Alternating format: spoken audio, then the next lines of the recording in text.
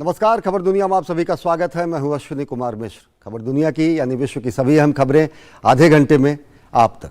सबसे पहले नजर डालते हैं वैश्विक सुर्खियों पर। फिर बरसा यूक्रेन के शहरों पर रूसी मिसाइलों का कहर। यूक्रेन ने 30 में से 29 मिसाइलों को मार गिराने की बात कही तो रूस ने सभी लक्ष्यों को तबाह करने का किया दावा। बाखमुत में भीषण युद्ध जारी। रूसी सेना ने यूक्रेनी आपूर्ति लाइनों को ध्वस्त करने का किया दावा।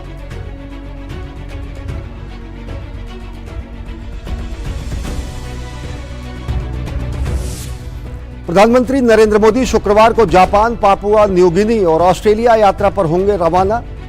G7 के साथ ही क्वाड की बैठक में लेंगे हिस्सा। सम्मेलन में परमाणु निरस्त्रीकरण, आर्थिक सुरक्षा, क्षेत्रीय सुरक्षा, जलवायु परिवर्तन, ऊर्जा, खाद्य, स्वास्थ्य और विकास पर रहेगा खास फोकस।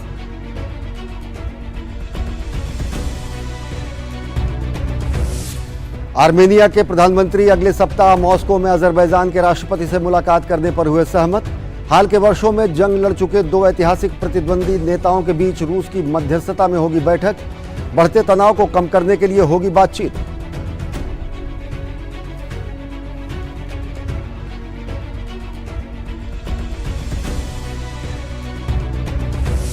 आतंक के खिलाफ जंग में भारत की बड़ी कामयाबी। मुंबई 26/11 के आतंकवादी हमलों के आरोपी तहव्वुर हुसैन राणा को अमेरिका से जल्द ला जाएगा भारत।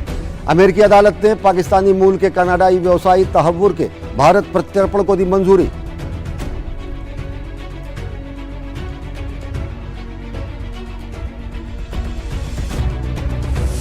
भारी बारिश के बाद आई बाढ़ से उत्तरी इटली में 11 लोगों की मौत, हजारों बेघर, दर्जनों नदियां उफान पर। राहत एवं बचाव कार्य जारी। कई लोगों को किया गया एयरलिफ्ट।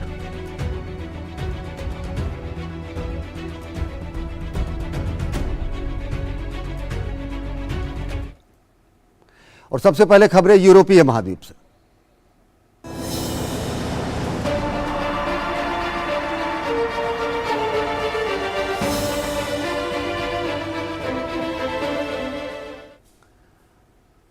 रूस ने यूक्रेन की राजधानी कीव और ओडिशा क्षेत्र पर गुरुवार को तड़के मिसाइल हमले किए, जिससे एक व्यक्ति की मौत हो गई। रूस ने इस महीने 9वीं बार यूक्रेन की राजधानी को निशाना बनाया है। यूक्रेनी अधिकारियों ने रूस द्वारा दागी गई ज्यादातर क्रूज मिसाइलों को मार गिराने का दावा किया है। उधर बाखमुत के मोर्चे पर भीषण युद्ध जारी है। रूस और यूक्रेन दोनों पक्ष युद्ध में बढ़त का दावा कर रहे हैं। यूक्रेन रूस के ताबड़तोड़ हमलों से फिर थर्रा उठा है। रूस ने गुरुवार तड़के यूक्रेन की राजधानी कीव और ओडेसा क्षेत्र पर करीब 30 मिसाइलों की बारिश कर दी। हालांकि यूक्रेनी वायुसेना ने इनमें से 29 को मार गिराने का दावा किया है। ओडिशा में मिसाइल क्षेत्र के दक्षिणी हिस्से में स्थित एक औद्योगिक प्रतिष्ठान से जा टकराई, जिससे एक व्यक्ति की मौत हो गई जबकि 2 अन्य घायल हो गए। बताया जा रहा है कि इन हमलों को संभवतः क्रूज मिसाइलों से अंजाम दिया गया। हमलों के बाद रूस के टोही विमानों ने कीव के ऊपर से उड़ान भरी। कीव में धमाकों की तेज आवाज सुनी गई और विस्फोट के बाद गिरे मलबे से एक गैरेज में आग लग गई। इस महीने रूस की तरफ से कीव पर इस तरह का ये 9वां हमला है। वहीं रूस ने इन हमलों से अपने सभी लक्ष्य को पूरा करने का दावा किया। साथ ही बड़ी मात्रा में हथियार और गोला बारूद को नष्ट करने का भी दावा किया गया। मिसाइल अवशेषों ने औद्योगिक वस्तुओं और भंडारण सुविधाओं को क्षतिग्रस्त कर दिया। एक व्यक्ति की मौत हो गई और 2 घायल हो गए। उधर बखमुत के मोर्चे पर भीषण युद्ध जारी है। रूस और यूक्रेन दोनों पक्ष युद्ध में बढ़त का दावा कर रहे हैं। गुरुवार को रूसी सेना ने क्षेत्र के नए हिस्सों पर नियंत्रण हासिल करने की बात कही है। पिछले सप्ताह यूक्रेन बखमुत के उत्तरी और दक्षिणी क्षेत्र में रूसी सेना पर बढ़त बनाने का दावा किया था। वहीं वैगनर के लड़ाकों ने उन इलाकों तक पहुंचने का दावा किया जिस क्षेत्र पर यूक्रेन ने अपनी सेना की मौजूदगी का ऐलान किया था। इस बीच रूस ने घोषणा की है कि दक्षिण अफ्रीका के राष्ट्रपति सिरिल रामाफोसा द्वारा घोषित यूक्रेन में युद्ध के लिए शांति पहल के तहत अफ्रीकी देशों के नेता अगले महीने या जुलाई के शुरू में मॉस्को आ रहे हैं। मंगलवार को रामाफोसा ने एक शांति प्रस्ताव को लेकर दोनों देशों के नेताओं से मिलने का प्रस्ताव रखा। उन्होंने कहा कि पुतिन और जेलेंस्की ने 6 सदस्यीय अफ्रीकी मिशन से मिलने पर सहमति व्यक्त की है। इन देशों का एक प्रतिनिधिमंडल मॉस्को आएगा।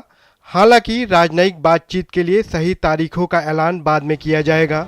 इस बीच रूस ने उन अटकलों को खारिज कर दिया कि काला सागर अनाज समझौते का विस्तार तुर्की के चुनाव के मद्देनजर किया गया है।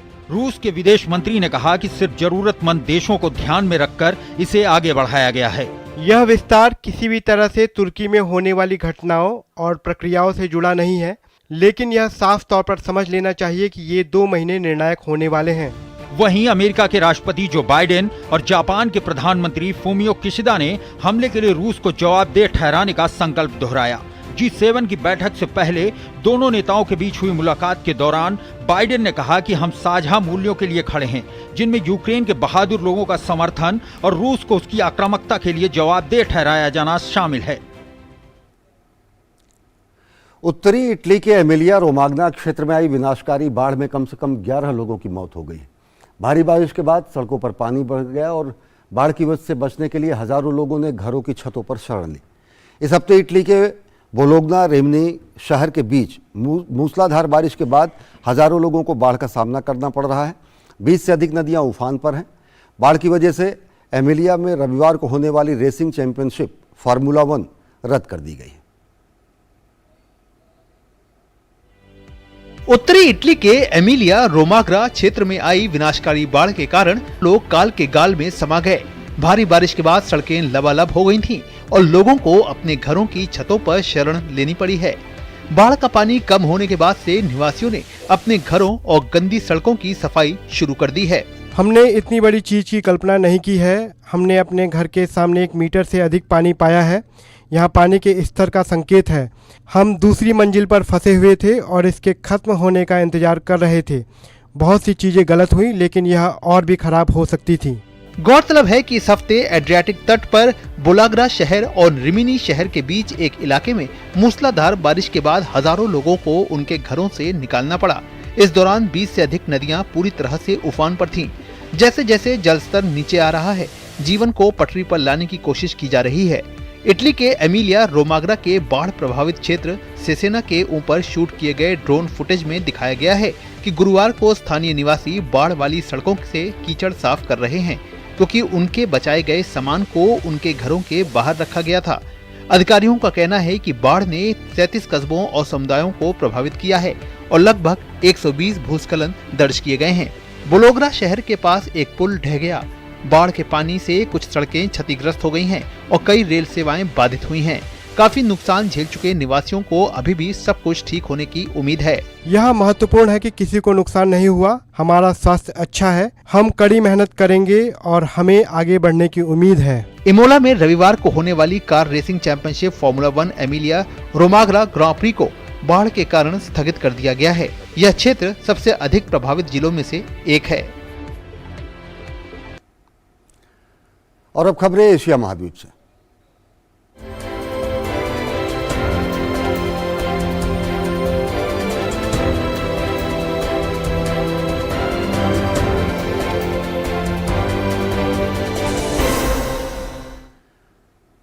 प्रधानमंत्री नरेंद्र मोदी कल यानी शुक्रवार से 3 देशों के दौरे पर जा रहे हैं। प्रधानमंत्री Narendra Modi Japan, Papua New Guinea और ऑस्ट्रेलिया की यात्रा करेंगे और 3 महत्वपूर्ण वैश्विक मंच में हिस्सा लेंगे। जापान में G7 शिखर सम्मेलन, क्वाड शिखर सम्मेलन और पापुआ न्यू गिनी में forum for India Pacific island cooperation. प्रधानमंत्री नरेंद्र मोदी ऑस्ट्रेलिया में प्रधानमंत्री एंथनी एल्बनीज़ से द्विपक्षीय बातचीत करेंगे और व्यापार जगत के दिग्गजों और भारतीय समुदाय के महत्वपूर्ण कार्यक्रम में हिस्सा लेंगे। प्रधानमंत्री नरेंद्र मोदी शुक्रवार सुबह 3 देशों जापान, पापुआ न्यू गिनी और ऑस्ट्रेलिया की यात्रा पर रवाना हो रहे हैं। पीएम मोदी को इस दौरे में G7 के साथ ही क्वाड की बैठक और forum for India Pacific island cooperation के तीसरे सम्मेलन में हिस्सा लेंगे। प्रधानमंत्री नरेंद्र मोदी की यात्रा का पहला चरण होगा जापान, जहां वो हिरोशिमा का दौरा करेंगे। प्रधानमंत्री हिरोशिमा में जापान के प्रधानमंत्री किशिदा फूमियो के निमंत्रण पर G7 शिखर बैठक में हिस्सा लेंगे। G7 की बैठक में परमाणु निरस्त्रीकरण, आर्थिक सुरक्षा, क्षेत्रीय सुरक्षा, जलवायु परिवर्तन, ऊर्जा, खाद्य, स्वास्थ्य और विकास के साथ ही डिजिटाइजेशन और विज्ञान तथा तकनीक पर विशेष चर्चा होगी। बैठक के दौरान प्रधानमंत्री भागीदार देशों के साथ G7 के विभिन्न सत्रों को संबोधित करेंगे। India's participation at the G7 summit in Tokyo would be structured around 3 formal sessions. 2 of them would be held on 20th of May and the third one on the 21st. प्रधानमंत्री Japan में ही quad की बैठक में हिस्सा लेंगे। पहले ये बैठक ऑस्ट्रेलिया में होनी थी, लेकिन अमेरिकी राष्ट्रपति जो बाइडेन की बैठक में न आने के फैसले की वजह से यह फैसला किया है। दरअसल बाइडेन इस समय अमेरिका में कर्ज की वजह से पैदा हुए आर्थिक संकट के मुद्दे को सुलझाने में जुटे हैं। उन्होंने अगले हफ्ते के अपने विदेश दौरे स्थगित कर दिए हैं। विदेश मंत्रालय का कहना है कि जगह भले बदल गई है, लेकिन एजेंडा वही है। We expect, and it's also our objective, that the visit to Australia will reinforce the strong priority attached by India and Australia to our bilateral relationship. PM Modi शिखर सम्मेलन में हिस्सा लेने के अलावा जापानी प्रधानमंत्री किशिदा फूमियो के साथ द्विपक्षीय मुलाकात करेंगे, तो साथ ही सम्मेलन में हिस्सा लेने वाले कुछ नेताओं के साथ आपसी बैठक भी करेंगे। G7 प्राइमरीली एक आर्थिक समूह के तौर पे शुरू हुआ था, पर अब ये इंक्रीजिंगली जो वैश्विक मुद्दे हैं, जैसे counter terrorism, development, global supply chains का रेस्टोरेशन, इन मुद्दों पर भी विचार विमर्श करता है। प्रधानमंत्री जापान से पापुआ न्यू गिनी में पोर्ट मोरेस्बी के लिए रवाना होंगे। पीएम मोदी वहां 22 मई को पापुआ न्यू गिनी के प्रधानमंत्री जेम्स मार्पे के साथ संयुक्त रूप से हिंद प्रशांत द्वीप समूह सहयोग मंच के तीसरे शिखर सम्मेलन का उद्घाटन करेंगे। कुल मिलाकर पीएम मोदी का ये दौरा न केवल क्वाड और G7 की बैठकों के लिहाज से, बल्कि जापान, अमेरिका और ऑस्ट्रेलिया जैसे देशों के साथ द्विपक्षीय संबंधों के लिहाज से अहम होगा। हिरोशिमा से अमृतपाल सिंह के साथ ब्यूरो रिपोर्ट, डीडी न्यूज। और पाकिस्तान के पूर्व प्रधानमंत्री इमरान खान की मुश्किलें कम होने का नाम नहीं ले रही हैं। 9 मई को इमरान खान की गिरफ्तारी के बाद पाकिस्तान में जो कुछ भी हुआ, उसका असर अब महसूस हो रहा है। सुप्रीम कोर्ट से उन्हें भले ही वक्ती तौर पर राहत मिल गई हो, लेकिन सेना उन्हें बख्शने के लिए तैयार कतई नहीं है। आरोप है कि तोड़फोड़ और आगजनी को अंजाम देने वाले लोगों को सरकार अब आतंकवादी करार दे रही है और कह रही है कि वो इमरान खान के घर में छिपे हैं। हालांकि मीडिया ने इस दावे को खारिज कर दिया है। इस बीच एक के बाद एक इमरान खान की पार्टी के नेता उनका साथ छोड़कर जा रहे हैं। अब तक कई बड़े नेता पार्टी को अलविदा कह चुके हैं। अब इमरान खान के पास 2 ही विकल्प बचे हैं, या तो वो देश छोड़कर चले जाएं या फिर मुकदमों का सामना कर दें। हालांकि इमरान खान ने साफ कर दिया कि वो मुल्क छोड़कर कहीं नहीं जा रहे हैं। इस बीच पाकिस्तान के गृहमंत्री ने कहा है कि इमरान खान को सरकार गिरफ्तार करके ही रहेगी। अरब लीग शिखर सम्मेलन की शुरुआत शुक्रवार को हो रही है। 22 सदस्यीय लीग की बैठक सऊदी शहर जिद्दा में आयोजित हो रही है। सीरिया के राष्ट्रपति बशर अल असद बृहस्पतिवार को शिखर सम्मेलन में भाग लेने के लिए सऊदी अरब रवाना हो चुके हैं। साल 2011 में सीरिया संघर्ष के बाद सऊदी अरब से उनकी ये पहली यात्रा होगी। करीब 1 दशक से सीरिया और सऊदी अरब के संबंध बेहद खराब हो गए, लेकिन पिछले सप्ताह ही दोनों देशों ने अपने अपने दूतावास फिर से खोले हैं। शुक्रवार को सऊदी अरब के शहर जिद्दा में अरब देशों के समूह अरब लीग का शिखर सम्मेलन होने जा रहा है। इस सम्मेलन में गृह युद्ध के दलदल में फंसे सीरिया के 12 साल बाद वापसी होने जा रही है। सीरिया के विदेश मंत्री की ओर से बताया गया है कि राष्ट्रपति बशर अल असद शिखर सम्मेलन में भाग लेंगे। 2011 में लोकप्रिय सरकार विरोधी प्रदर्शनों पर राष्ट्रपति बशर अल असद की कार्रवाई के बाद अरब लीग ने सीरिया की सदस्यता समाप्त कर दी थी।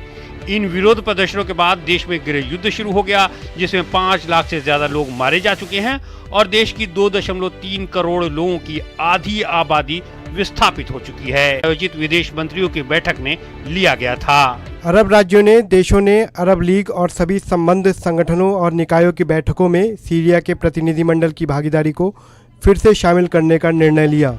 अरब लीग में इस समय 22 सदस्य हैं। इसका मुख्यालय काहिरा में है। इसकी स्थापना साल मार्च 1945 में हुई थी। हर साल मार्च और दिसंबर में 2 बैठकें होती हैं। जरूरत होने पर कोई भी सदस्य देश आपात बैठक बुलाने का प्रस्ताव दे सकता है। इसे लीग ऑफ अरब स्टेट भी कहा जाता है। शुरू में इसके सदस्य देशों की संख्या सिर्फ 6 थी। बाद में धीरे धीरे अन्य देश भी जुड़े और अब ये संख्या 22 तक पहुंच गई है। हालांकि कुछ अरब देश, विशेष रूप से कतर, अरब लीग में सीरिया की वापसी को लेकर हिचकिचा रहे हैं। कतर के विदेश मंत्री ने कहा कि उनका देश सीरिया की वापसी का विरोध करता है, लेकिन अरब देशों की आम सहमति के खिलाफ खड़ा नहीं होना चाहता है। उन्होंने कहा कि कतर के रुख के अनुसार सीरिया को अपने संघर्ष का एक न्याय संगत और व्यापक समाधान खोजने की आवश्यकता है। हमने अपना रुख साफ कर दिया है। जब सीरिया को बर्खास्त किया गया था तो कुछ कारण थे और वो कारण अभी भी मौजूद हैं। इस पर सभी को ध्यान देना होगा। सीरिया युद्ध के दौरान ईरान और रूस बशर अल असद के साथ मजबूत सहयोगी के तौर पर खड़े रहे। रूस और अमेरिका की यहाँ अपनी अपनी सेनाएं हैं और दोनों के बीच तनाव अभी अक्सर चरम पर रहता है। दरअसल सीरिया इस इलाके का एकलौता देश है जहां 21 साल से रूस का मिलिट्री बेस है। कई मामलों में वो यहां अमेरिका और इजराइल से ताकतवर है। सीरिया ने हमेशा से ही इजराइल को दुश्मन माना है। दरअसल अरब देश ये मान चुके हैं कि बशर अल असद को सत्ता से हटाना मुमकिन नहीं है। लिहाजा अच्छा यही होगा कि अब इस मामले में समझौता किया जाए और असद से बातचीत करके उन्हें अरब लीग में वापस लिया जाए। अरब लीग में शामिल होने के बाद सीरिया अपनी अंदरूनी समस्याओं से निपटने में सक्षम होगा। हालांकि अरब लीग में शामिल होने का ये मतलब कतई नहीं है कि सभी सदस्य देशों से सीरिया के संबंध बहाल हो जाएंगे। ये फैसला हर देश अपने तरीके से लेगा और इसके लिए वो पूर्ण रूप से स्वतंत्र हैं। अमेरिका, ब्रिटेन और अनेक पश्चिमी देश पहले ही सीरिया से दूरी बनाए हुए हैं। वो किसी भी सूरत में फिलहाल संबंध बहाल करने के मूड में नहीं है। ऐसे में अरब लीग की ये मंजूरी सीरिया के लिए बहुत महत्वपूर्ण है। आर्मेनियाई प्रधानमंत्री निकोल पशिनियन ने कहा है कि अब वो ऐतिहासिक प्रतिद्वंदी अजरबैजान के राष्ट्रपति के साथ अगले सप्ताह मॉस्को में वार्ता के रूसी प्रस्ताव पर सहमत हो गए हैं। एक दशक लंबे क्षेत्रीय संघर्ष के बाद बाकू और येरेवन यूरोपीय संघ और संयुक्त राज्य अमेरिका की मध्यस्थता के साथ शांति समझौते पर बातचीत को राजी हुए हैं। बाकू और येरेवन के बीच 1990 और 2020 के दशक में 2 युद्ध हुए। 2020 में 6 सप्ताह के घमासान के बाद रूस की मध्यस्थता के बाद युद्ध विराम कायम हुआ।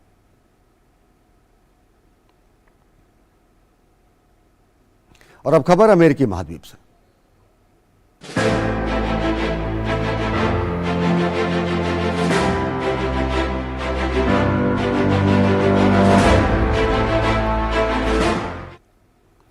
दो 2008 के मुंबई आतंकवादी हमले के आरोपी पाकिस्तानी मूल के कनाडाई बिजनेसमैन तहव्वुर हुसैन राणा के भारत प्रत्यर्पण की राह आसान हो गई है। शिकागो में 2011 में राणा पर पाकिस्तान स्थित आतंकवादी समूह लश्कर ए तैयबा को सामग्री प्रदान करने के लिए दोषी पाया गया था। लॉस एंजलिस की डिस्ट्रिक्ट कोर्ट ने 16 मई के आदेश में कहा है कि जिन आरोपों को आधार बनाकर भारत ने तहव्वुर के प्रत्यर्पण की मांग की है, उन्हें देखते हुए प्रत्यर्पण की इजाजत दी जा सकती है। 62 साल का तहव्वुर हुसैन राणा फिलहाल अमेरिका की जेल में बंद है। अमेरिका की एक अदालत ने 26/11 के मुंबई आतंकी हमले के आरोपी पाकिस्तानी मूल के कनाडाई नागरिक तहव्वुर हुसैन राणा के प्रत्यर्पण की अनुमति दे दी है। कैलिफोर्निया स्थित जिला न्यायालय के जज जैकलीन छुलजियान ने राणा के प्रत्यर्पण के लिए भारत का अनुरोध स्वीकार कर लिया है। राणा को 2008 में मुंबई आतंकी हमले में उसकी भूमिका को लेकर भारत के अनुरोध पर गिरफ्तार किया गया था। इस हमले में 6 अमेरिकी नागरिकों समेत 160 से अधिक लोग मारे गए थे। अमेरिकी न्यायाधीश के अनुसार भारत ने राणा पर आतंकी कार्रवाई, देश के विरुद्ध युद्ध शुरू करने और अन्य अपराधों सहित हत्या और धोखाधड़ी का आरोप लगाया था। शिकागो में 2011 में राणा को पाकिस्तान स्थित आतंकी समूह लश्कर ए तैयबा को सामग्री प्रदान करने के लिए दोषी पाया गया था। तहव्वुर राणा के प्रत्यर्पण की खबर देश की सुरक्षा व्यवस्था के लिहाज से काफी महत्वपूर्ण है। It's a major breakthrough because myself and the government of India's 3 high officials had visited Islamabad, and we were very keen to see whether the Pakistan is prosecuting the conspirators who had hatched the criminal conspiracy for the terror attack of Mumbai on 26 November. But Pakistani authorities were asking us to furnish evidence. So after examining David Headley, we have given the entire evidence that Pakistan did not act. But I think this extradition order of Tahawwur Rana would help us in many ways for opening the entire gate of the criminal conspiracy, because Tahawwur Rana was working as a doctor earlier in Pakistan, and he was working in the Pakistan army also for some time. That is what David Headley said. I think this is a very important catch for us. And now let us see when David Tahawwur Rana would be extradited ultimately to India. गौरतलब है कि राष्ट्रीय जांच agency यानी NIA ने 2008 में पाकिस्तान स्थित लश्कर-ए-तैयबा के आतंकवादियों की तरफ से किए गए 26/11 के हमलों में उसकी भूमिका की जांच की थी। NIA ने कहा है कि वो उसे भारत लाने के लिए कार्रवाई शुरू करने के लिए तैयार है। अदालत में सुनवाई के दौरान अमेरिकी सरकार के वकीलों ने तर्क दिया कि राणा को पता था कि उसके बचपन का दोस्त पाकिस्तानी अमेरिकी डेविड कोलमैन हेडली लश्कर-ए-तैयबा में शामिल है और हेडली की सहायता करके और उसकी गतिविधियों के लिए उसे कवर देकर वो उसका समर्थन कर रहा था। इसमें आतंकवादी संगठन और उसके सहयोगी शामिल थे। और अब आइए आपको दिखाते हैं विश्व संस्कृति की एक झलक।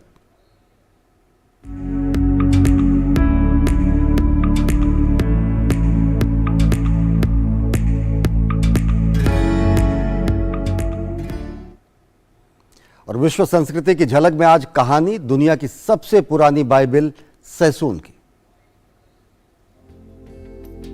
दुनिया के सबसे पुरानी बाइबल में से एक सैसून नीलामी में बिकने वाली ये अब तक की सबसे महंगी पांडुलिपियों में से एक है।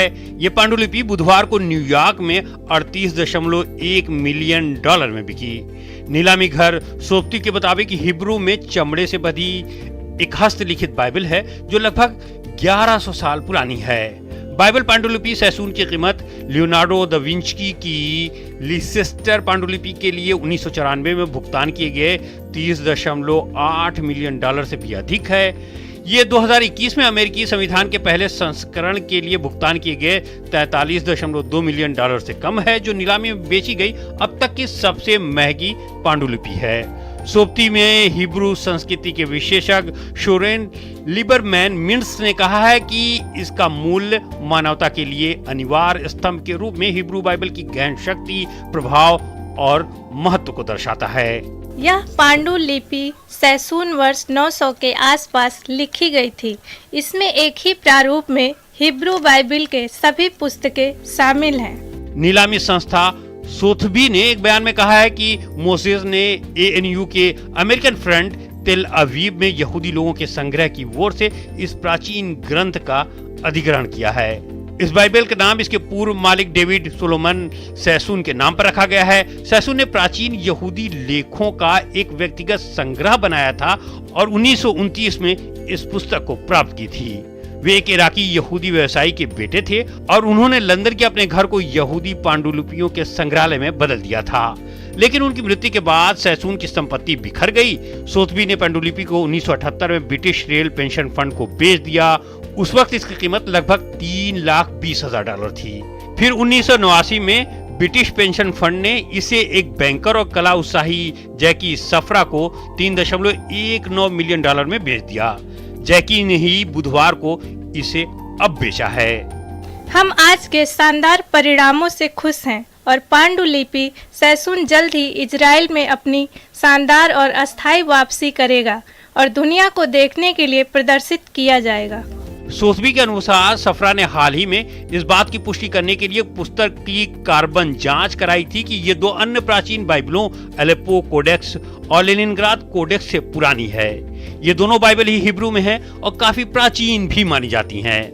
वैज्ञानिक प्राचीन पांडुलिपियों की तारीख का पता लगाने के लिए अलग अलग तरीके अपनाते हैं। जिन सामग्रियों से बने हैं उनसे काफी हद तक ये पता लगाया जा सकता है कि वो कब लिखे गए हैं। पेपाइरस का इस्तेमाल ज्यादातर 3री शताब्दी से पहले किया गया था। ये मिस्र के पेपाइरस पौधे से बना कागज है।